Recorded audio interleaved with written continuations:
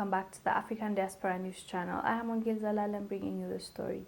Today's story is about a British soldier that exposed what the British military troops are doing in Kenya. He just posted on his Snap account. 2 months in Kenya later and we've only got 8 days left. It's been good. Caused a fire, killed an elephant and feel terrible about it. But hey yo, when in Rome. After he made that post, Kenyans online went crazy. And can you blame them? We knew the fire was going on, but we didn't know it was the British troops that started it, which killed 5 elephants.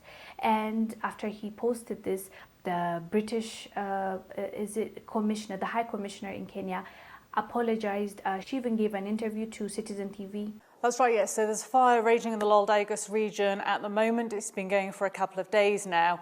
You've got quite tough conditions up there. So you've got high winds, you've got grass that is super dry, and you've got the rains that are late. So if you're a fire, those are perfect conditions to spread rapidly in. So the fire, as I say, has been going on for a couple of days now. So the cause of the fire was part of a British training exercise up there. So as you know, British and Kenyan forces regularly exercise up together in that area. It was an accidental fire that was started, and the army has scrambled very, very quickly up there to dig trenches, fire breaks to try and contain the fire.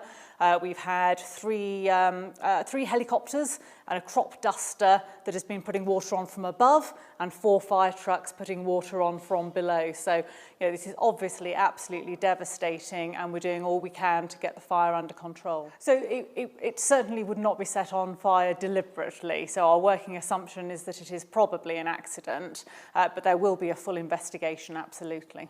Okay. And from a PR perspective, I want to read a headline from a UK daily this morning. I don't know what you think about their level of journalism, but they go with the title, "Bungling British Troops Spark 10,000-acre Wildfire on a Nature Reserve in Kenya." Yep. This looks bad, the High Commission, doesn't it? Well, obviously, you won't be surprised to know that I'm a very big fan of British troops. I think they do a great job. Certainly, they've got a great relationship with the Kenyan troops with whom they exercise together. There's 5.3 billion shillings that has gone into the local economy up there as a result of having the British military base there.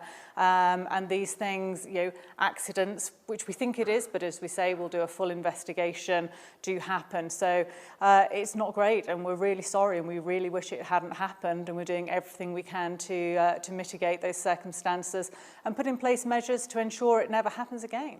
So I haven't seen any confirmed reports of another fire. But fires do happen. It's very volatile conditions up there, as I said, with the high winds, tinderbox, combustible grass at the moment, and the rains are late, so not great conditions. I've seen that Snapchat account and I'm utterly appalled. I think that is outrageous, and I'm very disappointed that a British soldier would post that. It is being investigated. So the way forward now is it will be an internal British military investigation. We have something called the Royal Military Police, whose job is to make sure that our troops behave well, and if they don't, they will be tried appropriately. Okay, finally, do we know if any animals have lost their lives because of these fires? We've heard reports of 5 elephants, including a calf, have reportedly been killed in these fires. So we don't know at this stage. It's too early. I have to say, I would be surprised if some wildlife hasn't lost their lives on the back of this, because it's been quite a large area, and obviously we're devastated by any negative impact on the local economy, on the local wildlife, but we need to wait for the fire to be put out before that can be investigated. So there are reports, but no confirmations yet of elephants or anything else being killed. Okay, and as we wrap this up, so what's happening now with the British training program there? Has it been put on hold? For how long? What's happening currently? So the training has been put on hold because all of the 350 soldiers are currently busily fighting this fire. And then we will need to review the situation once the fire is out and see when training together with our Kenyan partners can recommence. Okay. You haven't heard reports of when the fire could be out. Any predictions on their end? I think the winds are too high, the grass is too dry at the moment to make any predictions with certainty, but literally everything on the waterfront is being thrown at it, and diggers are being used to create fire breaks to minimise the spreading any further of that fire. Anything else you'd like to add on this? No, I have touched on. I mean, just to say that we're utterly devastated that this has happened. As I say, I think it seems like an accident, but there will be a full investigation, and we're taking it very seriously. Thank you. Thank you. Do you have any other questions, sir? Anything I can add? No. Madam? I think you've interrogated me quite well there. And she apologized for it, and she says she feels terrible about it, and they're doing an investigation. But if this British soldier didn't expose it, didn't post about it, foolishly I might add, would they have admitted that they're the ones that started the fire? But I don't know about it. I don't know if they would have come clean. But now they're saying it's the troops. They have actually admitted, and it's an accident. That's what they're saying, even though still under investigation they're saying it's an accident, but we're still investigating.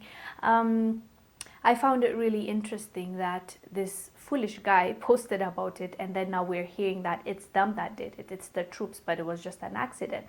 But how many things happen and we don't know who did it? And this troops, it's not just UK, it's not just the British troops, the US troops are also in Africa, the Chinese. So how are we supposed to believe in them when things like this happen? And the only reason why we know that it happened and they're admitting it is because this guy posted about it. I think he's suspended or something, and they're doing an investigation. But it makes me wonder how many things we believe is just an accident, or it happened because of negligence, or it was natural fire, and these troops are behind it. Other nations' troops are behind it. I don't know. It makes me really suspicious going forward. I was already suspicious, but this takes it to a whole another level. So this foolish guy, we should actually be appreciative of him for telling the truth. Now we know, and Kenyans obviously are really upset. They have lost their vegetation. They have lost elephants, and thankfully I don't think human life was lost, but still I understand why they're annoyed with the situation, and hopefully we hear back from the British, although I don't know. They've already said that it's an accident, even though they're still under investigation. They said no, it's an accident. So that tells you exactly where their mindset is, and I don't even know if they're going to come out and say anything else, right? So I'm not holding my breath for that.